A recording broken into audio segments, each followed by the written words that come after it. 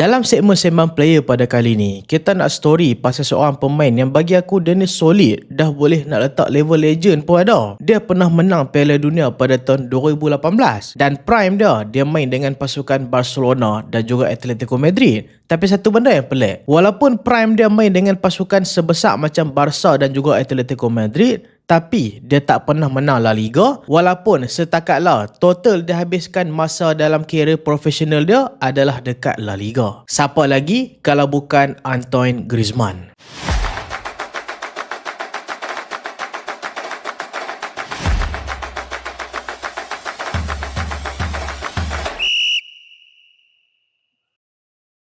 Assalamualaikum dan selamat datang ke Pala Bola Studio. So dalam video kali ini kita nak story pasal Antoine Griezmann, yang mana bagi aku dia ni antara pemain yang sangat-sangat underrated. Tak ramai yang rate dia sangat, tapi bagi aku dia adalah one of the best player lah yang kita pernah tengok. Senang cerita, cara dia main lebih kurang dengan Messi. Dia punya idea, dia punya technical ability, dia punya cara untuk jauhkan diri daripada pressing pasukan lawan, yang tu bagi aku memang cukup solid. Dan untuk aku pula, aku ni mula kenal Griezmann tak silap aku masa dia main dekat Sociedad lagi kot, tapi musim terakhir dia lah. Masa tu dia betul-betul padu dengan Sociedad sampai lepas tu Atletico Madrid beli dia. Dan sebenarnya aku ni mula kenal Griezmann daripada game, sebab masa tu main FIFA Online 3, aku duk main dengan member aku duk asyik bantai aku je duk pakai Griezmann tu, aku jadi geram. Lepas tu aku tengok, oh Griezmann ni memang padu rupanya. Kalau aku pakai Griezmann tu pun aku rasa tim aku padu. So maksudnya member aku tak padu lah, dia padu sebab Griezmann je. Tapi tak apa, kita masuk balik cerita ni, dah masuk sampai game apa semua dengan ni dah melaluk dah ni. Kita masuk dalam cerita Griezmann balik. Kalau hampa nak tahu, nak jadi pemain macam Antoine Griezmann ni, mungkin kalau mental hang tak kuat, hang akan give up. Mungkin hari ni kalau mental Griezmann level-level budak-budak hak cepat koyak, lah ni dia bukan pemain bola. Lah ni dia kerja biasa-biasa. Mungkin dia kerja dekat pam minyak ke,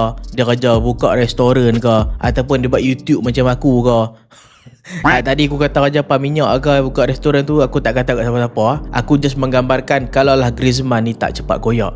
Ya, sebab Griezmann ni waktu dia kecil bukan mudah untuk jadi pemain bola. Kita tengok sikit biodata dia. Dia lahir pada 21 Mac pada tahun 1991 dekat bandar Macon dekat Perancis. Dan daripada kecil lagi Griezmann ni memang ada technical ability yang cukup baik. Memang padu main bola dan juga memang minat sangat nak jadi pemain bola. Daripada kecil lagi dia ni ada cita-cita yang besar untuk jadi pemain bola sepak. Tapi dia ada satu masalah yang cukup besar yang mungkin membuatkan ramai pemain-pemain muda give up untuk jadi play pro, iaitu saiz badan dia terlalu kecil.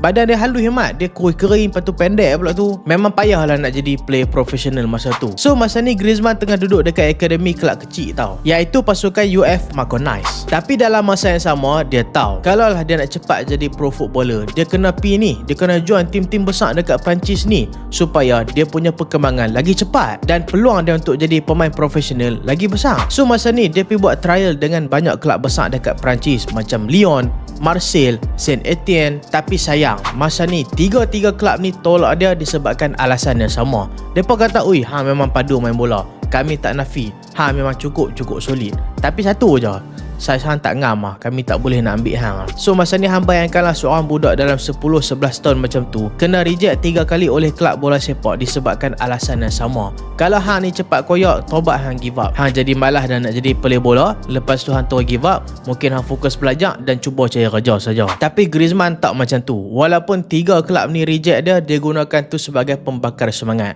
Dia keep main dekat pasukan Macon Nice dan akhirnya peluang tu tiba. Masa dia umur 14 tahun, masa ni dia main satu competition dekat bandar Perancis tau. Dan competition tu adalah competition untuk budak-budak akademi lah, tapi competition ni competition geng-geng kelab kecil saja. Selalunya scouting team pasukan-pasukan jerung besar ni macam tim-tim top Eropah takkan main punya competition ni, tapi selalunya scouting team pasukan kecil-kecil akan main dekat sini untuk cari bakat-bakat muda yang tim-tim besar terlepas. Dan masa ni satu pasukan daripada Spanyol iaitu Real Sociedad, mereka tengoklah game ni kan, dan masa ni mereka tengok, ui, ada seorang budak ni kecil nak mampu, bapak kecil mat, tapi dia punya main, ui, padu betul. So masa tu mereka tak macam tim-tim Perancis yang lain. Spanyol ni macam apa tengok, mereka ni lebih pentingkan seni bola sepak, bukan fizikal semata-mata. So masa tu pasukan Sociedad mereka tak agak-agak, mereka tanya Griezmann, kami rasa hang ni boleh jadi pemain bola sepak profesional, tapi satu benda lah yang hang kena hadap, iaitu hang kena pindah daripada Perancis ke Spanyol untuk main dengan akademi pasukan Sociedad.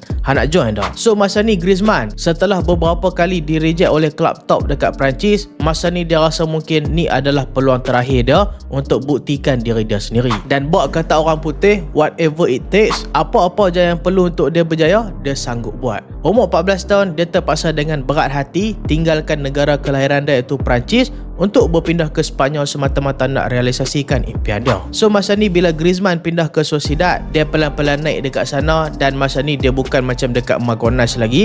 Dekat Sociedad lebih profesional, lebih demand lagi kerja keras daripada Griezmann dan masa ni dia push lagi dia punya talent dan akhirnya setelah bertahun-tahun mencuba, pada tahun 2009 akhirnya dia dapat peluang untuk debut profesional dengan pasukan Sociedad. Tapi musim breakout dia adalah pada musim 2009-2010. Cuma masa tu Griezmann tak betul-betul famous lagi sebab masa tu Sociedad main dekat Segunda Division 2. Tapi yang membuatkan Griezmann ni jadi menarik, masa tu dia muda lagi tau. Lebih kurang dalam 19 tahun, tapi masa tu dia antara key player pasukan Sociedad yang bawa pasukan Sociedad naik ke Liga Division Utama pada musim 2009-2010. So fan-fan pasukan Sociedad pun seronoklah bila ada talent sebesar macam Griezmann. Dan bila pasukan Sociedad dah naik dekat La Liga, ramai dah start party dekat Griezmann ni. Ramai yang kata kita kena partikan pasukan ni, mereka ada pemain yang padu macam Griezmann. Tapi ramai juga skeptik. Mereka kata alah, dekat division kedua bolehlah member tu perform, cuba main dekat La Liga tengok dia boleh ke perform.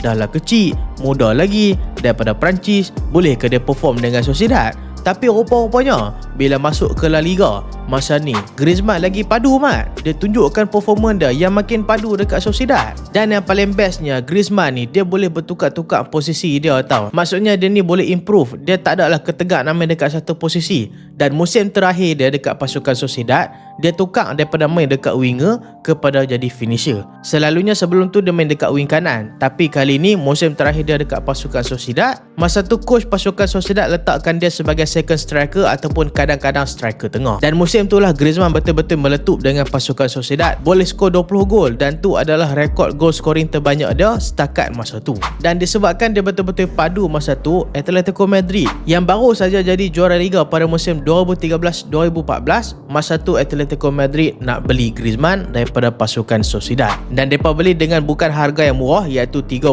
juta euro tau. 30 juta euro masa tu boleh kata agak mahal juga, tapi tak adalah kategori harga yang terlalu mahal. Dia senang cerita tengah-tengah. Kalau hari ni 30 juta kita boleh kata murah, tapi kalau 2014 tu memang normal lah harga tu. Dan dekat Atletico Madrid lah dia transform jadi monster. Kalau dekat Sociedad kita tengok pergerakan dia banyak berseni, tapi dekat Atletico Madrid dia lebih berani untuk push lawan walaupun badan dia kecil. Simeone jadikan dia sebagai total finisher masa tu dekat Atletico Madrid. Bukan sekadar pemain yang dribble saja, tapi dia juga ada insting killer yang buatkan Simeone letakkan dia sebagai striker. Kadang-kadang main striker tengah, kadang-kadang main second striker. Dan untuk pengetahuan hampa, 4 musim dia duduk dekat Atletico lepas dia pindah daripada Sociedad, dan satu musim pun dia tak pernah gagal untuk skor lebih daripada 20 gol satu musim dengan Atletico Madrid masa tu. Momen paling hampir untuk Griezmann dapat trofi Eropah besar untuk pasukan Atletico adalah final UCL 2016. Tapi sayang, kalau hampa ingat balik masa ni,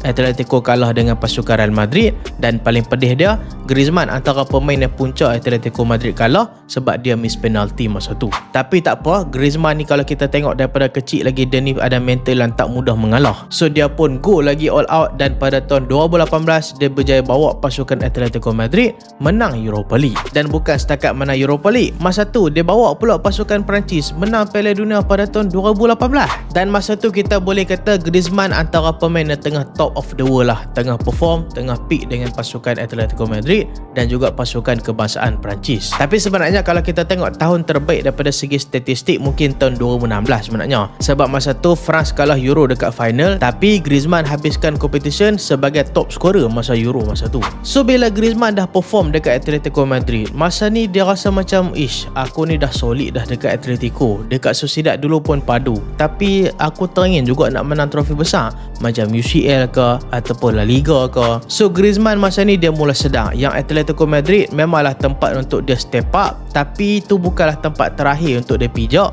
kalau dia nak dapatkan trofi besar macam UCL ataupun La Liga. Sebab bertahun-tahun mencuba tak pernah dapat pun trofi besar macam yang dia harapkan. So masa ni mailah satu offer daripada pasukan Barcelona. Sebenarnya transfer dia ni agak kontroversi juga, sebab Griezmann setahun sebelum dia berpindah ke pasukan Atletico, dia dah bagi tahu yang dia ni tak mau tinggalkan Atletico, dia nak stay dekat Atletico masa tu. Sedangkan masa tu Barcelona dah kuat dah rumor nak dapatkan dia. Bila dia kata dia nak stay, ramai fan-fan lega. Tapi tiba-tiba setahun kemudian, masa tu fan Atletico semua terkejut bila Griezmann setuju untuk berpindah ke Barcelona. Masa tu Barca beli dia bukan dengan harga yang murah, 120 juta euro. Masa ni ramai kata yang dia ni akan jadi perfect partner dengan Lionel Messi dekat pasukan Barcelona. Tapi sebenarnya masa ni aku sebagai fan bola sepak, aku tengok transfer Griezmann ni aku pelik. Sebab kalau kita tengok role Griezmann dan juga role Messi, role sama tau, iaitu depa ni pegang free role dan senang cerita depa ni adalah focal point ataupun main man dalam pasukan tu. Maksudnya depa ni adalah penggerak kepada serangan dalam satu pasukan. Kalau kita fikir biasa-biasa, mungkin kita rasa macam kalau kita ada dua main man dekat atas padang, Messi dengan Griezmann, mesti akan padu. Tapi dalam bola sepak dia tak macam tu. Bila hang ada dua main man dekat atas padang yang demand free roll pula tu, pasukan hang akan jadi chaos. Kalau tak chaos pun, seorang akan terpaksa untuk turunkan dia punya role, tak main macam masa dia dekat tim sebelum ni. So itulah yang jadi dekat Griezmann masa dia berpindah ke pasukan Barcelona. Bukan salah Messi, tapi salah Barcelona lah, sebab dapatkan pemain yang role dia sama dengan Messi. Bila role hang sama dengan Messi, takkanlah tim tu nak korbankan role Messi, mestilah dia akan korbankan role hang. So masa ni kita boleh tengok Griezmann dekat Barca bukanlah tak padu, tapi dia tak capai standard yang Barcelona harapkan macam dia dekat Atletico Madrid dulu. Yalah, kalau role dia pun hampa downgrade, macam mana dia nak perform macam dekat Atletico dulu? Kalau kau nak bagi analogi dekat hang nak senang faham, satu restoran ni dia ada seorang chef yang cukup padu, tapi dia nak upgrade dia punya restoran, dia tengok restoran sebelah ada head chef yang cukup padu juga, lebih kurang macam chef hang juga. So hang pun rekrut lah chef restoran sebelah masuk dekat restoran hang. So bila ketua chef restoran sebelah tu masuk dekat restoran hang, adakah dia ni akan jadi ketua chef juga? So mana boleh, ketua kan ada seorang saja. So masa tu lah membuatkan hang ambil ketua chef restoran sebelah tu sekadar untuk jadi pembantu saja kepada ketua chef dekat restoran hang. Hang mungkin tak rugi apa-apa, tapi rugi dekat dia sebab potensi dia lagi besar, tapi terpaksa dikurangkan disebabkan tak mau ganggu potensi pasukan. Macam tu lah yang jadi dekat Griezmann dekat pasukan Barcelona. Orang mungkin expect nak Griezmann jadi pemain macam Suarez ataupun Neymar, tapi secara hakikat dia, Griezmann bukan pemain macam tu. Cara main Griezmann, role yang Griezmann demand memang selari dengan Messi. So masalahnya bila ada dua pemain type yang sama dan depa ni adalah first team punya player pula, kalau seorang first team, seorang second player punya tak apalah juga kan. Macam tu lah yang jadi dekat Barcelona. Tambah pula masa tu Barcelona tengah ada masalah dengan krisis Bartomeu. Lepas tu sebelum tu depa dah sign Dembele dengan Coutinho gagal. Kali ni Griezmann pula. So senang cerita Griezmann ni tak lak lah main dekat pasukan Barcelona. Tapi nak tambah buruk lagi cerita Griezmann bila dia berpindah ke Barcelona. Masa ni, Atletico Madrid bertahun-tahun mak usaha tapi tak menang Liga. Tapi pada musim 2020-2021 boleh pula Atletico menang Liga. Dan masa tu Griezmann duduk dekat Barcelona. Memang member ni tak ada lak teruk. Dan masalahnya bila dia berpindah ke Atletico balik, boleh pula lepas tu Barca menang Liga dengan Xavi. So bila Griezmann tak menjadi dengan pasukan Barcelona, masa ni Barcelona pun nak kurangkan beban gaji depa sebab Griezmann antara pemain dengan gaji tertinggi juga dekat Barca. So masa ni Barca lepaskan Griezmann ke Atletico secara pinjaman. Dan masa ni menarik dia, Barca ada letak satu clause tau. Barca kata kalau lah Griezmann ni main lebih daripada 50% minit permainan total dekat Atletico Madrid, Atletico wajib beli Griezmann dengan harga 40 juta euro. So masa tu nak kata betapa cerdiknya Simeone ni, dia tak mau bagi Atletico beli harga 40 juta euro.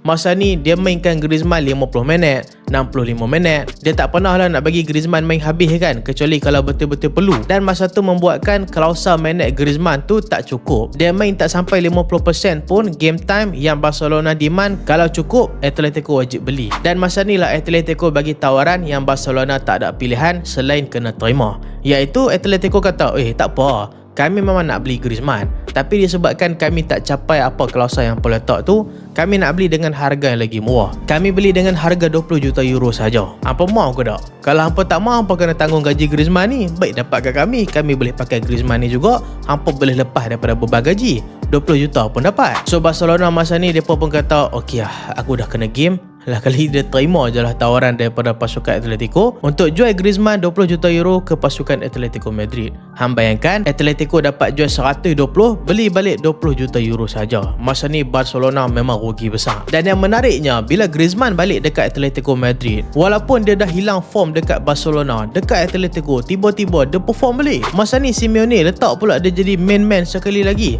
Tapi kali ni lebih special. Dia tak macam masa dia muda dekat Atletico dulu. Masa dekat Atletico dia banyak fokus dalam kotak, dia banyak fokus untuk score gol. Tapi masa ni dia dah evolve untuk jadi playmaker juga. So senang cerita, Griezmann ni adalah seorang pemain yang rajin untuk evolve tau. Dia ni tak takut untuk berubah untuk kepentingan pasukan. Masa ni dia lebih deep, lepas tu dia lagi versatile. Sat boleh main dekat wing, Sat boleh main dekat striker, kadang-kadang attacking midfield pun boleh main juga. Dan yang paling best, Griezmann ni walaupun dah berusia, work rate dia memang padu gila. Dan dia lebih fokus kepada kerjasama satu pasukan. Dan akhirnya selepas chapter dia dengan Atletico Madrid dah habis, kali ni confirm dia akan tinggalkan pasukan Atletico Madrid ke pasukan Orlando City pada hujung musim nanti. Senang cerita, Griezmann nak habiskan tempoh-tempoh terakhir dia dengan pasukan Atletico Madrid. Bagi aku, Griezmann ni antara pemain yang cukup hebat, dah menang Piala Dunia dengan pasukan kebangsaan Perancis, masuk final 2 kali berturut-turut pada tahun 2022. Walaupun dia ni legend dan tak pernah menang La Liga dekat pasukan Atletico Madrid dan juga pasukan Barcelona, tapi tu tak menolak hakikat dan dia seorang pemain yang cukup elit. So itulah video kali ni dalam segmen Sembang Player, cerita pasal Antoine Griezmann. Dan kalau hampa ada nak tambah apa-apa info pasal Griezmann ataupun mungkin aku tersalah fakta, hampa boleh komen dekat bawah, okey? Dan siapa lagi pemain hampa nak aku sembang lepas ni, hampa boleh komen dekat bawah. So itulah video kali ni dan terima kasih sebab tengok sampai habis. Jangan lupa like, jangan lupa share, jangan lupa subscribe. Aku Solehan, Assalamualaikum.